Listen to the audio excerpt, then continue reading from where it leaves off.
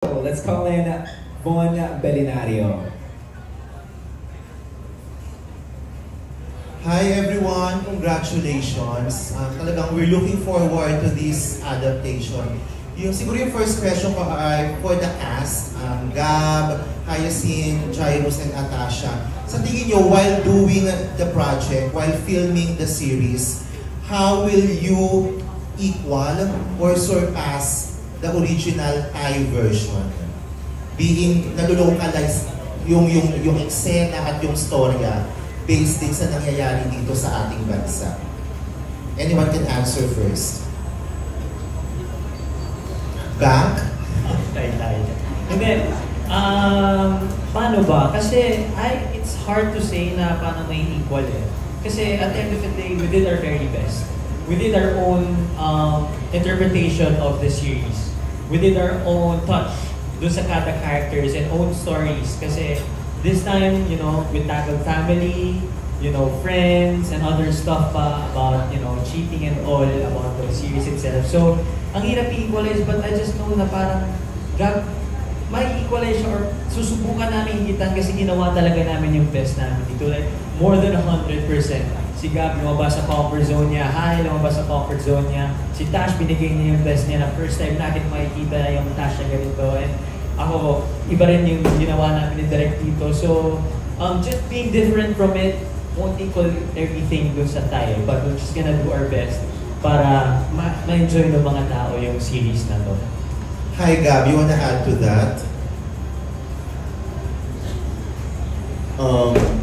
This series po kasi yung Begbo very edgy,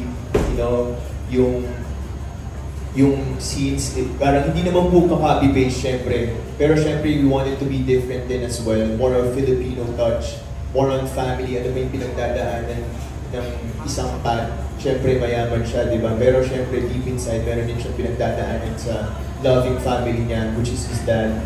And also, yung mga iba't ibang characters, we have some issues, especially sa pagkakaibigan. And yeah, me and Derek talked about it. We don't want to be like, okay, ito ang kopyahin natin. We wanted to have a different version naman compared sa series and movie. So, Hyacinth? And to add on to the Pinoy touch, every culture deals with its own different issues, whether it's in terms of family or in school or in general as a society. So of course, we shed more light into the difference into our Philippine culture. But then of course, there are still some similarities being in both Asian cultures. Of course, Lynn herself, Atasha. Lahat naman nagsabi. Pero adding on to what they all said, of course, going into this project, we never had the mindset of how are we going to hit that mark as the other remakes. It was more of, let's just embrace the Pinoy culture of family, friendship, and how we go through struggles through our own morality choices. And I hope that reflects here in Bad Genius. And also, I think more importantly, we all gave her 100%. We gave our best, and we hope that you guys enjoyed that. Pahabol ko lang for Direct, ang daming bata at kabataan na nanonood ng Viva One. And of course, Bad Genius is exploring the cheating scheme. Diba? Sabi nga sa series, bad moves, great moves, genius moves, bad choices. Sa tingin nyo, paano nyo siniguro na hindi ma-encourage ng series yung makakuha ng idea ng pag-cheat ang mga bata at mga estudyante na nanonood at manonood ng Bad Genius? Since nung sinimula naman na i-conceptualize yung buong material, one thing din na sinigurado namin is that hindi magkaroon ng wrong message yung buong series. And then, to be honest, marami kaming binago kahit nung nag-shoot na kami. As in, nagre-revise pa rin kami ng script just to be sure na tama yung messaging ng buong series. Just to give you dito na parang clue about it, na parang we always go back to the core of the series na parang ano yung moral lesson dito and why we should highlight this moral lesson na kapag natapos nilang panoorin yung serye is hindi nila isipin na parang, uy, wait lang, kumbaga, ina-hype namin yung pag-cheat, no? More on ang pinafocus namin doon sa series is that what is the moral lesson behind this? And then, what are the consequences of the actions of a person kapag ginawa nila to? And one thing that I would like to, or I would rather say na bagay na masaya ko about this is that Viva and the We Creatives, sila Neil, sila JC, sila Direk Ronnie, we make sure na perfect yung script doon sa messaging namin na hindi kami magkakamali. Kasi nga, guys, parang ang hirap baka mamaya ma-take into consideration nila na parang, uy, wait lang, okay lang pala mag-sheet. Parang sinagurado ng Viva yun and ng buong creatives yung kumbaga na malinaw yung messaging namin dito na there are consequences for each action na gagawin natin. Thank you so much, sir. Here we have it. Let's proceed with Robert. Hello, good afternoon. One question lang, fan question lang ito, no? Hypothetical. Dahil kasama ka rin dito, ma. Okay, given the chance, given the opportunity, super rich, super attractive, or super genius, and why?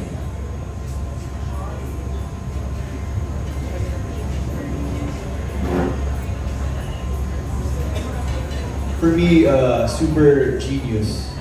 Because I think if you're super rich, yung kailangan parang you feel like wala akong pagdadaanan eh. At least yung business or whatever it is. And I don't know, it's just super cool to be genius, di ba? Yeah. Ako siguro super genius. Sorry, nasa.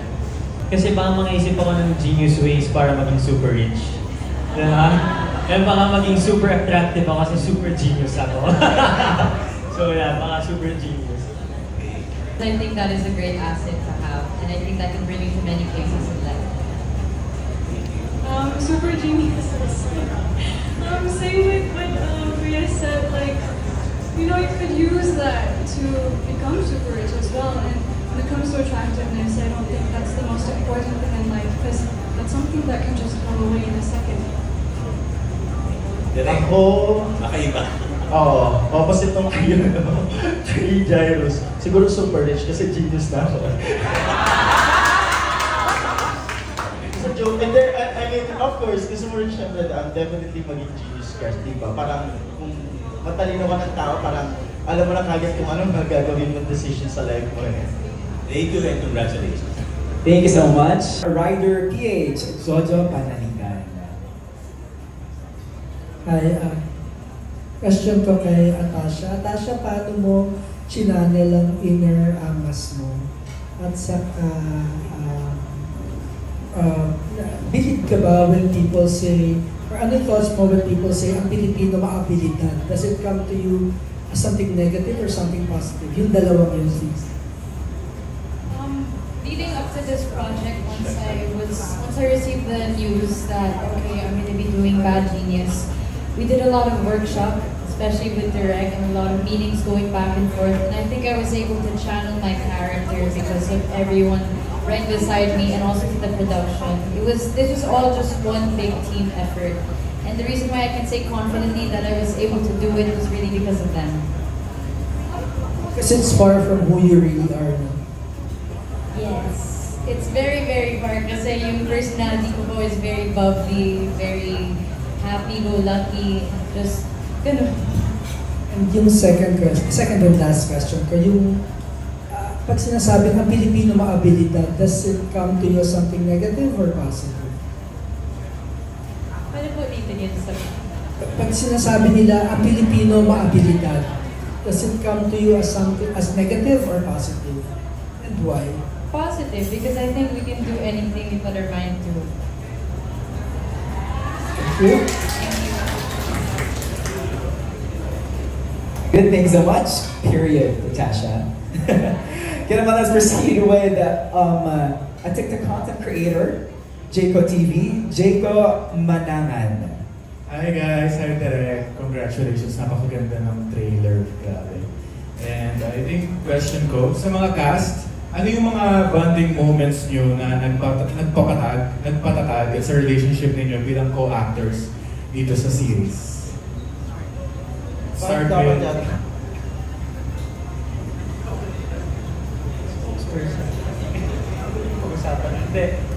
Madami actually, just working together habang hindi pa kami kinukunan, magkakasama kami sa set, Actually, yun lang itself kasi nagpa-vibe kami lahat together everybody's humble, everybody's bubbly and jolly.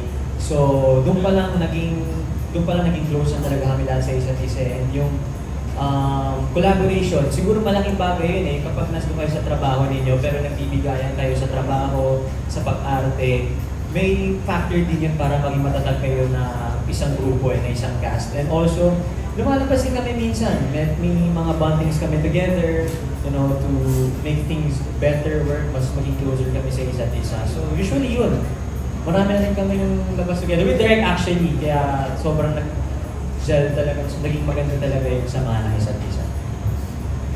Yes, to add on to that as well, from the beginning since sa workshops until our last taping day, we've really just gelled together as a cast and we've all gotten along, even behind the scenes. During our lunch breaks, we all sit around together, eat together, get to know one another, and it's been a really, really, really good journey. Oh my God, how do I explain that? So, my mind is like processing right now. Paano ko yung explain? Like, during taping, we go through so many serious and heavy scenes. So of course, in a way that brings us together more because we have to be there more for each other. And let's say one of us has a heavy scene, everyone else will check in on each other, and ask how we're doing and show a lot of support. And then yeah, we would go out every now and then and really just get to know each other. Sorry, what was the question? I was in the restroom, sorry. Yeah, ano yung mga bonding moments nyo na nagpatatag bilang co-actors dito sa series? Bonding moments, nasabi nyo, after the shoot, we go out sometimes, not just us the cast, but the whole production din. So, I really appreciate, being with them. Kasi, syempre, pag sa work, iba't iba yung focus na kami sa work. Pero pag nasa labas, we share, kwentos, mga ganon. And then, the other cast too, sometimes we invite them to play basketball with us, with me and Jai, or sometimes we do TikTok together. So it's all about just being there for each other and being comfortable with each other because that's the most important thing. Can I add? Small lang. To what Gab said, I was thinking about this kanina. I feel very lucky and grateful to know that the whole production, to be surrounded by a production who they really show you and they tell you every day how much they want us to succeed.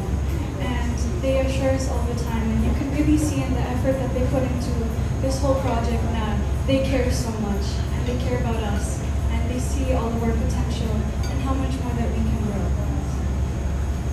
My last question na lang. Siyempre since si Atasha, this is her first ever lead series, ano yung first impression niyo sa kanya and last impression?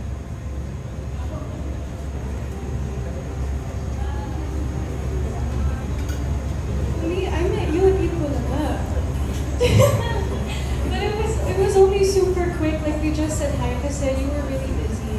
But I guessed it at a game, I can't remember the name, pero we just said hi, but Tasha was super sweet and smiling. I really felt such a warm energy from her. And then until the end, same thing. She's so chill, she's so cool, very genuine. I think the first time I met her was sa workshop. I don't know if bagong gising ganon, so medyo quiet or medyo very shy. But my last impression, she's very energetic, bubbly, super nice.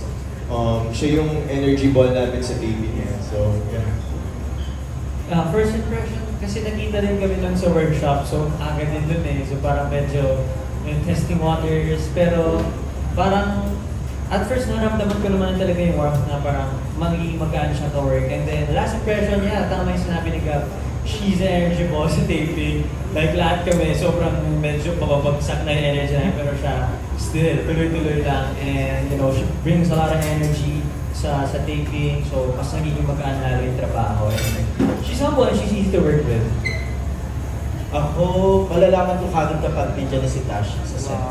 Yung tipo kapag nangantag dito, kahit hindi mo pa inahan, may minute direct, tapos nagtatakbuhan sila, tapos pag hindi sila nag-take, ang napapansin ko sa kanila, nagsasayaw sa TikTok. Or nagpapwentuhan sila, ha? Hindi ikaw. Parang ilang beses ko kayo nahuhuli eh. Ayun, tapos na at the same time. Pero kapag ano naman talaga, kapag during the scene na or dito mag-take na, ayan, sobrang seryoso sila. Pero kapag during break, makulit, saka siya dynamite girl ng isa. At literal, as in, parang ilang araw yata yung shoot namin na laging may dynamite na umiikot. Tapos doon, lahat kami kakain ng dynamite. Kahit ang mga tao na sa dynamite. Kasi pag tinanong kami, nagaling pa kay Tash. Parang hilig niya magpakain ng dynamite sa set, gano'n.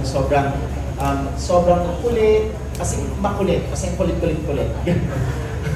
Gano'n. Sobrang bubbly sa set. So kahit mabigat na napapagaan niya, saka alam mo na kagad pagtugtog pala ng 7 a.m. 7:30 a.m. pag nandiyan na si Tash, maingay na yung set. Boses mo kagad yung naririnig niya. Ayun, nandiyan na si Tasha. Can you say about Thank you. Maraming salamat. Ayan, tama naman, makulit talaga ako. Pero nonetheless, I was only makulit because you guys made me super comfortable to be myself. And I can't thank you guys enough for that. Thank you. Congratulations, we're looking forward to the series. Thank you so much. Dynamite girl. I'll take note. Next, Miss Dolly Ann Carvajal. My question is, if you could give, hi Natasha, hi to your mom and dad. If you could give your series a tagline, what would it be? Or siguro something like, good at being bad, or bad decisions make good stories, something like that. What tagline would you give it?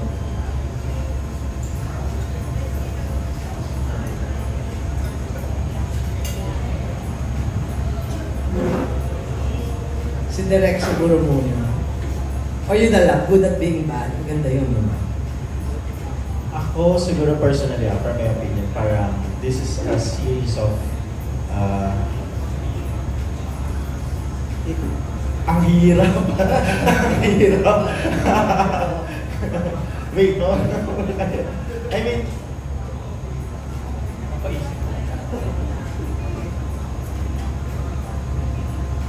You know, bad choices like, or like decide, hashtag. choose your hashtag, choose Sorry, pinahirapan. choose your actions wisely, or Good intentions, bad results. Oh, ayan na lang. Thank you. Congratulations. Last week. Thank you so much. And next, we have from Random Republica. Hi, good afternoon. For Direk, kasi we know Tasha nakapag-sitcom and nag-host and we know her as Bobby. Kumusta yung mga mabibigat na scenes? Paano yung naging approach niya sa pag-direct? Paano na nila? si Tash kasi yung tipo ng when I put it, kapag yung mga eksena alam niya seryoso, hindi mo naman makakausap. I do remember there are scenes na sa school na kailangan niyang umiyak ang maging seryoso dun sa mga part na yun. And I do know lang na dito, nasa isang sulok na siya, tahimik na siya. There was this once, there are several scenes also na silang dalawa ni Kuya Romanic. And makikita niyo dun sa series na meron siyang ginawa doon sa buong conversation na hindi ko na-expect. And then at the same time, yun yung part ng alam ko lang marunong siya na aralin yung character niya. And then, ang maganda kasi is time dito, alam ko lang na kapag mag-take na kami, or kapag dumarating siya, alam ko lang na well-prepared. Lahat naman sila eh. Pero syempre nakikita mo yung kung paano nagpe-prepare yung bawat isa. And yung kay Tash, nakita ko kung paano niya i-prepare yung eksena. Kasi pag minsan nakikita ko yung script niya, yung tipong, uy, wala nang space. So alam ko lang na well-prepared siya dito sa buong series. At alam ko lang na inaral niya. To the point ka na minsan, di ba tinatanong ko na parang, I think mentor ko ni Papa mo, di ba? Sa ni Mami, na parang may ganang aspect eh. Hindi ko alam kung nag-workshop sila as a family or what. Pero yun, alam ko lang na prepared siya. Direk, pero coming into the set, of course, makulit naman ako during the breaks, pero when it's time to work, it's time to work. And because I was with Direk, my first time, syempre naman kinakabahan ako, pero Direk spoke to me and gave me advice from the first day of taping, and I was able to take that advice until the very end, which really, really helps. Thank you. Alright, thanks so much. Next, we have from the Cinehub, Mika Hero. We really enjoyed that trailer, by the way. Sobrang angas nga, like everyone said. So, so my question is, for the cast, we've seen you all do a variety of genres, pero mostly, di ba, romance, comedy, drama. How does it feel na in this series, mas thriller naman yung atake nyo? How did you prepare for that sort of tone?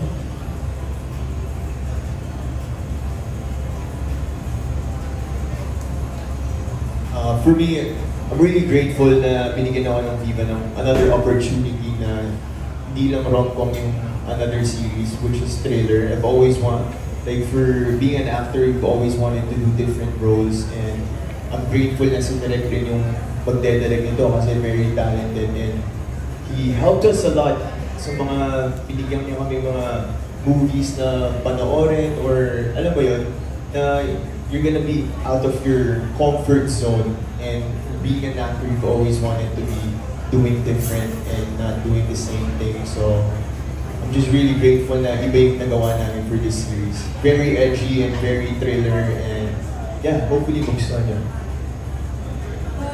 Same thing with what Gab said, and definitely at first it felt like a mini jump, you know, because I mostly just did romance and comedy. There's a difference with that because there you have to think about things like comedic timing and you know, just little things like that.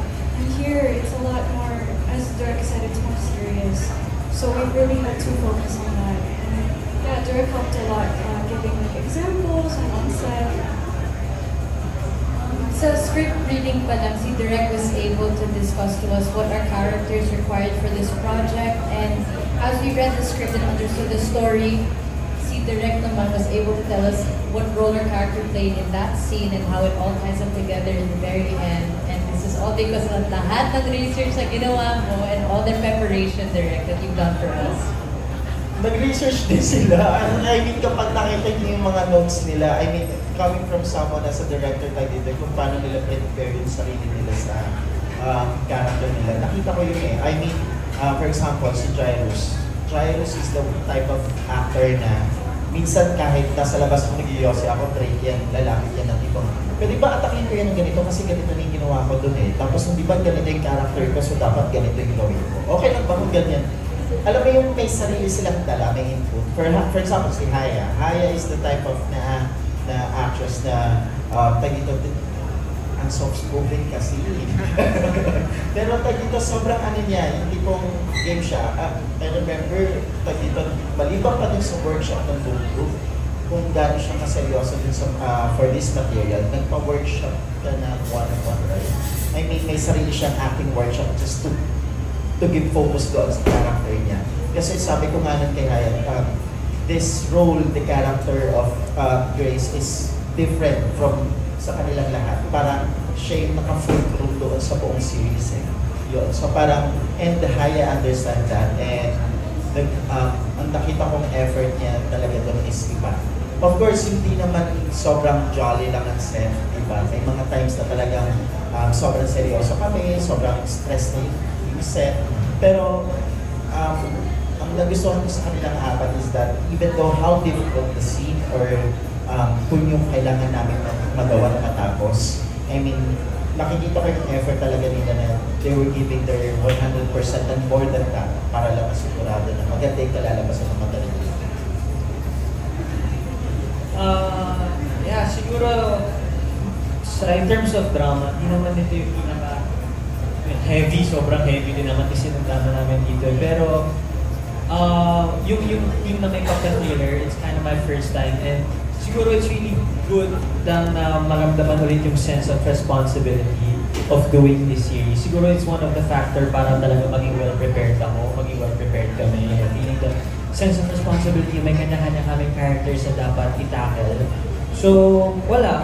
Kaya nasabi nila, inaral lang namin yung character. You know, we did our own assignments and in-embody lang talaga namin na hindi kami pupunta ng set na si Jairo, si Gab, si Tash, or si Haya. Pupunta kami ng set, once out tumayo kami doon, si Bang. And what we think is, maraming taong manonood, supporters, media, and even proud people of other, you know, networks and all, papanoorin nila. So, isang factor siguro yun, kaya prepared talaga kami na pumunta rin. Yun yung mindset namin. 100%, more than 100% kung kaya namin, ibibigay talaga namin. So, by the sounds of it, parang very good students kayo on set. So, we're very excited to see that. So, thank you. Alright, maraming salamat po. Next. Pwede makita. So, ayun. Question for the whole gang. Ano po? What should the audience expect from the adaptation? Mas magiging intense ba siya compared sa original?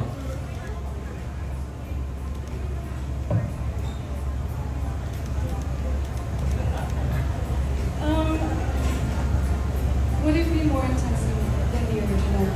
I would say the original was intense. We definitely, I don't want to compare. It's more of just like we tackle the intensity in a different way. Siguro in terms of intensity, hindi lang siya maglalaro dun sa adaptation itself na yung cheating, lahat ng schemes. Yung magdadagdag dun sa intensity is yung kanya-kanyang family stories ng bawat isa. Drama ni Pat with his father, with Haya, sa father niya, also with Dax sa family niya, and sa amin din, sa amin ni Miss Irma.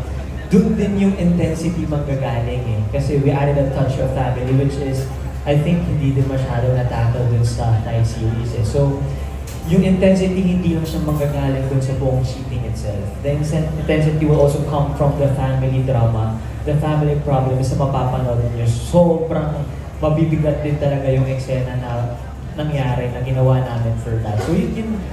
So mahalo-halo. May intensity tayo sa cheating scheme, but also at the same time, yung intensity in terms of the family drama. Nandun din yun. Yun yung maganda rin dun. And to add on that, syempre meron a touch of Derek and Derek Vigo shot. Syempre yung mga shots nila kakaiba, coming from Malyari, di ba? One of my favorites, Clavita. So may pagka dark side rin yung Bad Genius. Yes, I think that this project has its own kind of intensity, just like the other adaptations. Ako, yes, iba yung intensity nito. I mean, I'm so proud for this material kasi we were able to add things na alam ko na wala dun sa original. Kumbaga, from creative pa lang, from the development of the material, na sinusulat pa lang yung script, we make sure na kapag pinanood na ng audience, ng viewers, is that masasabi nila at maganda siya. And it's a different flavor from the original series. I mean, maraming eksena na abangan na alam mo lang, eksena to ni Pat, eksena to ni Bang, ito eksena to ni Grace, ito kay Lily. I mean, makikita mo na nag-stand out yun, lalo na kapag pinag-uusapan niya yung backstory ng bawat character. Seated malala. Muli, congratulations sa inyong series and looking forward to watch. Thank you so much. All right, let's proceed with Stars Photog, Alan Sancon. Hello, good afternoon everyone. Congratulations. I'm a big fan ng movies. Kaya excited ako mapanood ng series ng Viva One. My question is a hypothetical question to all. Kasi lahat naman tayo naging estudyante, di ba? Naging bata. Chance na nag-cheat din kayo. And then how you overcome it. I don't know if you wanna answer it or not, or be honest, di ba? Parang ganun. Or kung meron man, na-overcome mo ba yung cheating na yun? Sama si Derek. Si Derek muna. Ako, elementary kay high school, yes. Naalala ko nung may time parang ng high school na parang lumabas yung teacher namin. It's a periodical exam. Tapos parang buong class yata yung nag-cheat na. Oo. Kasi pasahan ng answer sheet. Hindi kung pasa mo to, gano'n. Kasi kaya natuto kami magkabisado ng ABCCD, D, gano'n. Kung paano pwedeng abbreviate yung answer kasi you have to memorize 10 letters, 10 answers kagad. So, yes, naranasan ko naman din mag-cheat. Hindi ako proud doon. Of course, hindi naman siya. Pero, I've learned my lesson kung bakit siya, dapat hindi siya ginagawa.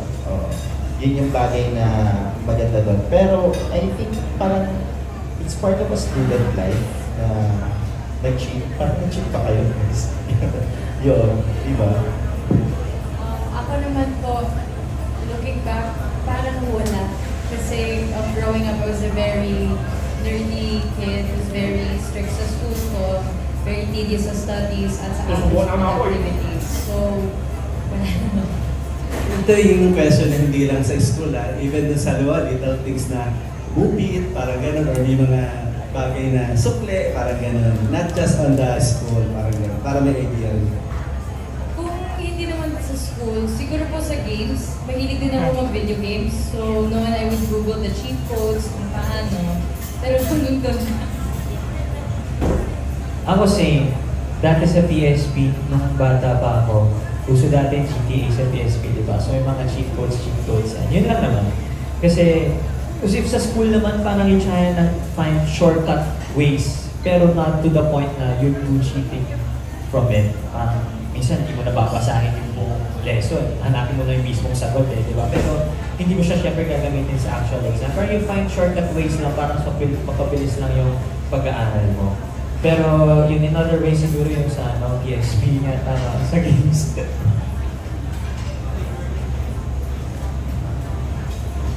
We already answered this last story. Pero looking back, I think I did when I was in elementary. Pero when I moved to the US, in middle school and high school, ako na yung nagpapakopya. Kasi I was, that's how I made friends nung una. Because I was like in the parang nerdy group. I really like math. And then, yeah, I think, normal naman for being a student. Like, if you wanted to make friends back then, and then, pakopya, kahit yung mga homework lang. Pero sa test, no. I guess sometimes, yeah, like same with video games. Sometimes, okay, look, I make effort, okay? I will make an effort, I will try as much as I can. When it comes to like an hour or hours later and I just cannot figure it out, sometimes I'll look it up online. I can go walkthrough, I play the walkthrough sa YouTube. Thank you. Last na kay Derek, follow-up ko lang po. Derek, kasi yung movie is parang it's just 1 hour and less than 2 hours, di ba? And this is series. Kumbaga, paano nyo po pinahaba yung story, di ba? At paano nyo na ipasok yung mga Filipino tradition dito para mas mag-interesting sa mga Filipino viewers? Malaking factor kasi di ba sa atin as a viewers is that tayo pag nanood is that mas gusto natin makilala yung character, yung backstory niya, the family, the people behind the character, di ba? Kumbaga, mga tao na kapaligid kay Lynn, kay Bang, kay Pat. So, we make sure nung ginawa namin itong series, nung inumpisa pa lang na talagang inaral namin na dito na mapakita lahat ng side nila na parang kaya pala gano'n yung character ni Lynn kasi may ganitong aspect or yung character ni Bang, bakit siya ganito kaporsige. Of course, we know that as a movie na it's because na para matulungan yung parents. Pero what's the story behind that? Bakit niya pinupush yung sarili niya? Ano bang issue yung meron or pinagdadaanan na problema ng tao doon sa pamilya?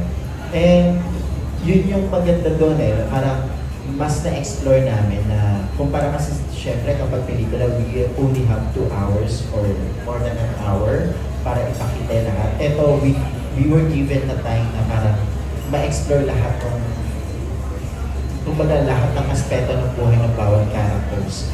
And doon namin na-enjoy yung mga Filipino cultures and traditions and at the same time na yung personality nila makita.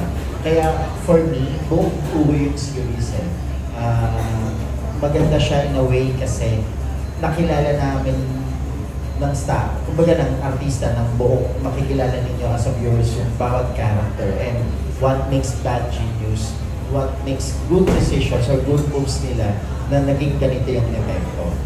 Thank you, Direk. Congratulations. Looking forward to that series. Thank you sa Gawa. Anong ganap? Hello!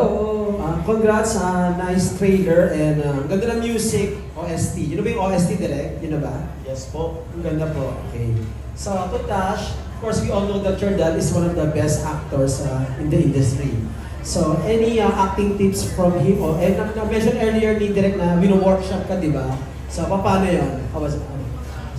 Usually what I would do is when I'm confused with the scene or mostly, especially sa Tagalog ko, I would ask him how he would attack it or how he would envision this scene, and we would collab together where we made sure that I was still able to experience it myself. So he wasn't trying to control me in terms of ganito, dapat ganito. It was more of guidance just to make sure na dapat you have fun and you learn along the way.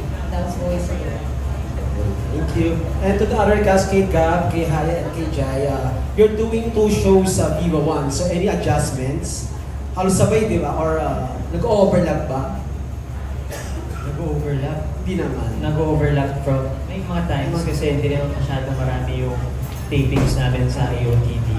Pero, I mean, medyo mahirap yung adjust. Hindi man sobrang hirap, pero nandun talaga yung parang pagpunta mo sa set sa kabila, parang, ay, teka, hindi pala seryoso, hindi pala sobrang ganito ka-intense si Sean. So, may konting little bit of adjustment, pero, you know, it's the challenge eh. Yun yung challenge, yun yung masaya dun eh. Na pupunta ka sa isang trabaho mo, ito yung ginagawa mo, tapos kabila isa. So, yun yung challenge, but you just have to handle it really well kasi baka malito ka na, maguluhan ka na sa end of the day. Pero, ako, yun yung gustong-gusto ko talaga na pupunta ka sa isang trabaho mo, ito yung ginagawa mo, tapos ito. Kasi na-challenge ka lalo mentally. Gab and Haya. Yeah, like what Jai said, it was being back really made me go out of my comfort zone. Kasi ibang-iba siya kay Sevi, like really 180 degree. Sevi, syempre hindi yun Englishero, Tagalog lagi. Ito si Pat came from a mayaman na family. But yeah, I really enjoyed it. That's part of being an actor. I always wanted to learn more about being an actor, and thankfully na nag-guide kami nila Direk and yung mga prod. Thank you. And Haya? Any adjustments, if any?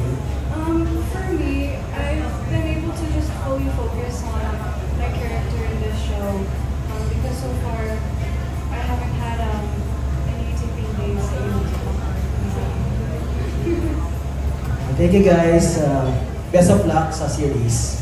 Thank you so much, Sir Erwin. All right, last but not the least, we have from Upper City, Rose Garcia.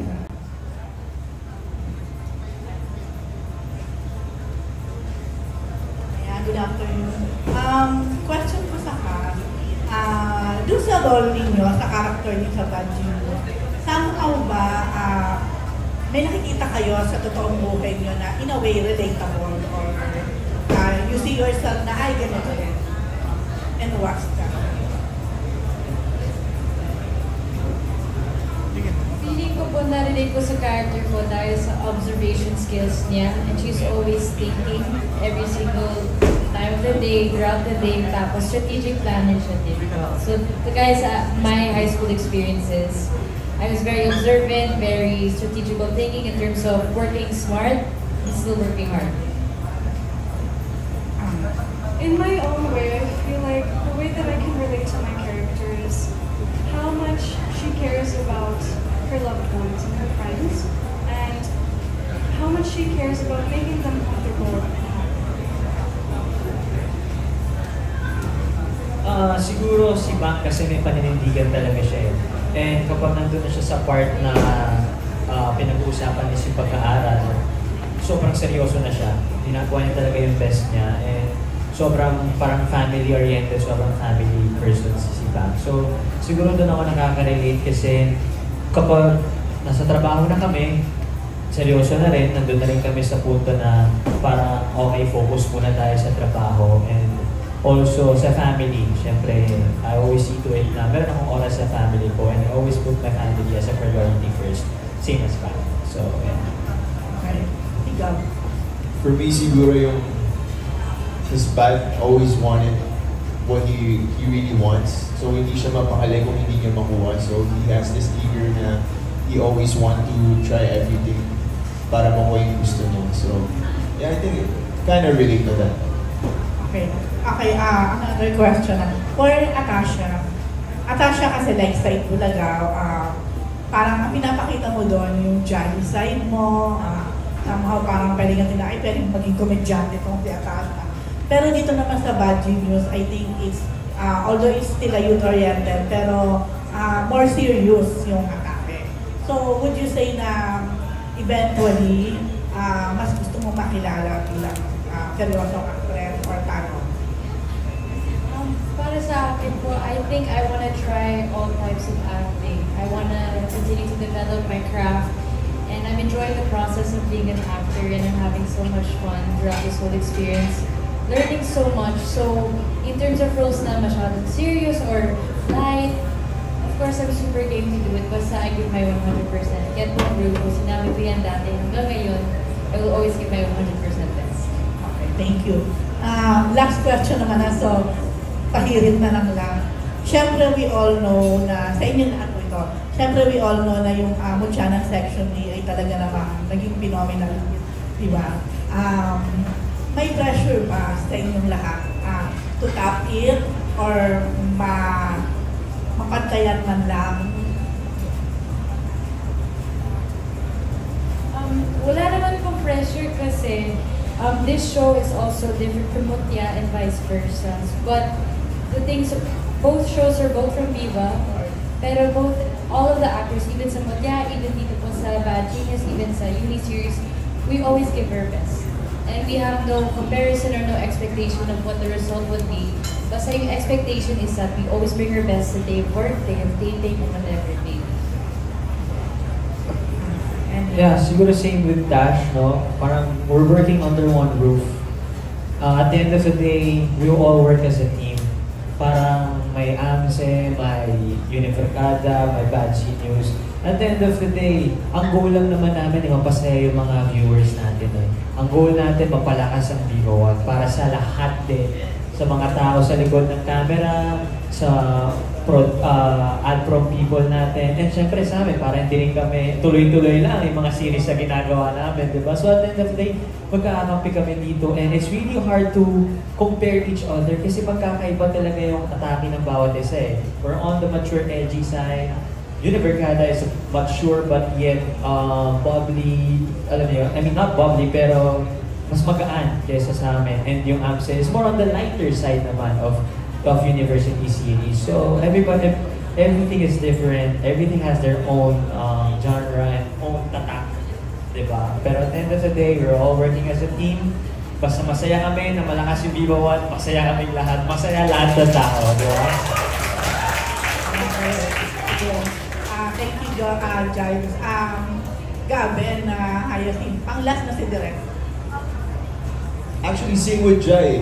Like what he said, same team lang po kami sa Viva One. And of course, pressure is always gonna be there. It's a big show, and Viva trusted us with this show, so it's all about like overcoming the pressure, be comfortable with each other, and sana po at mabigay namin yung mapasaya po namin kayo. Pero at the end of the day, we're happy because we gave her 100% best sa show na to. And actually, we're really happy na successful po yung mga ginagawa ng Viva One kasi that means more project po. Yes, the beautiful thing is that every show is about something. It has something different. It offers something new, something different, something unique. And it's fun because, you know, it makes everyone happy. And if someone's feeling Thriller, they'll watch Thriller. If they want to feel like happy, sad, they can, you know, go into other shows. Every show has a different story, has a different message. Direct. Parang baliktad yata po yung sa akin. Para, yes, of course, for me, that may pressure din. I mean, may pressure in a way that, because this is an adaptation eh. I mean, ilang beses na nilabas, marami ng variations yung buong material. So parang, how can we make it something new and then something na panonoorin? Kasi alam na naman ng tao what's the story of Bad Genius. From the movie to the series, everybody knows what will happen, di ba? So, paano natin ito babaguhin? I mean, I'm pretty sure yung pressure hindi lang sa akin. I mean, the whole staff, kumbaga lahat, from the production design, the costume design. I mean, we even study all the color palettes na dapat namin gamitin, all the colors and all the materials para masabi namin, okay, iba to, iba yung lalabas dito. Even the lighting, the DOP, and then kumbaga the whole, kahit the light producers, I mean the creatives, nandun din yung pressure to meet na what are the expectations. Kasi malaki siyang material eh. I mean, lahat ng tao na manonood nito, is either napanood yung movie or the series, or may certain expectations that you have to meet. So parang, paano natin tatapatan yun? What can we do? What can we offer new? Anong bago dito? Ano yung nabigay ng ibang series na hindi nila naibigay? Then maybe we could concentrate on that.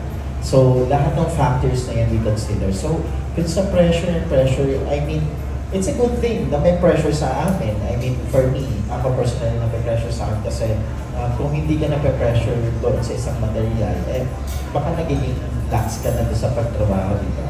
So yun. Direct, ano ba, may binago din kayo sa kwento? Were you given the right to somehow change? Yes, marami kami, di man siguro binago. We keep the core, kumbaga yung core na doon. Pero in terms of how we're going to discuss the story, marami kaming binago. We keep, of course, nandun kumbaga yung school life nila, nandun kung paano nag-intensify. Pero in terms of intensity, we make sure na dito, napagod sila. No, I mean na talaga makikita mo dun sa bang material na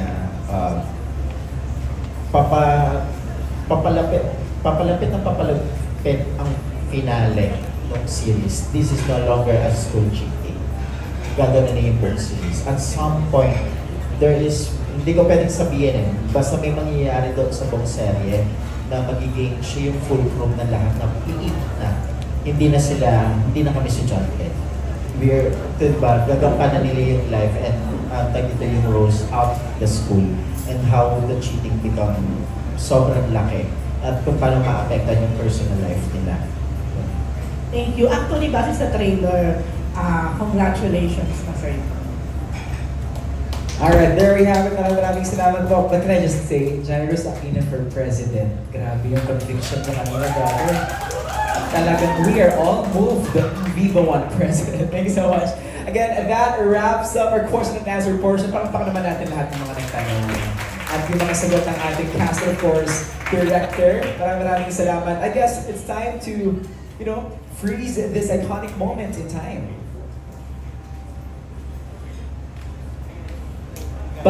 Pero bago yun, gusto ko muna ulit imbitahan kayong lahat to put your eyes on the screen. We have something special to watch.